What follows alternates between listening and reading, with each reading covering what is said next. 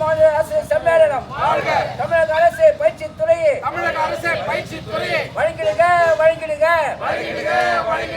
சான்றிதழுக்கு முதல்வர் பதவி நிரப்பிடுக நிரப்பிடுக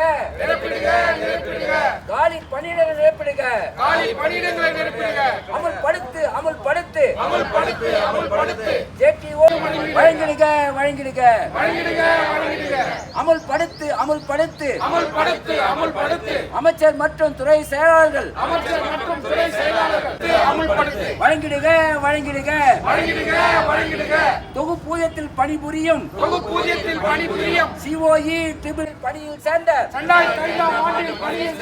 ஊழியர்களின் பணிக்காலத்தை வரன்முறை செய்திடுக தமிழக அரசு பயிற்சித் துறையை நிறைவேற்றி கோரிக்கைகள் நிறைவேற்றாவிட்டால் கோடி கைகள் போராடும் தமிழ்நாடு அரசு சங்கம் அகில இந்திய மாநில அரசு சம்மேளனம் ஒன்றுபடுவோம்.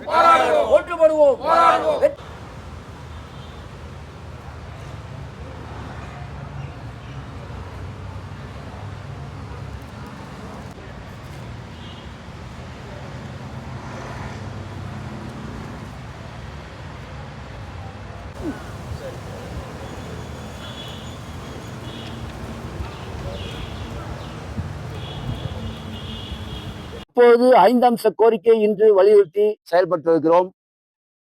அதாவது காலி பணியிடங்களை உடனே நிரப்ப வேண்டும். தொழில்நுட்ப அலுவலர்களின் காலி பணியிடங்களை உடனே நிரப்ப வேண்டும். அதாவது 2024-25 ஆண்டு முதல் ஜேடிஓ, ஏடிஓ, டிஓ போன்ற பதவிகள் இன்னும் பதவி உயர்வு வழங்கப்படவில்லை. ஆனால் அமைச்சு பணியாளர்களுடைய பதவி உயர்வு 2025-26 ஆண்டினுடைய இந்த காலத்திற்குரிய பேனல் தயாராகி வருகிறது.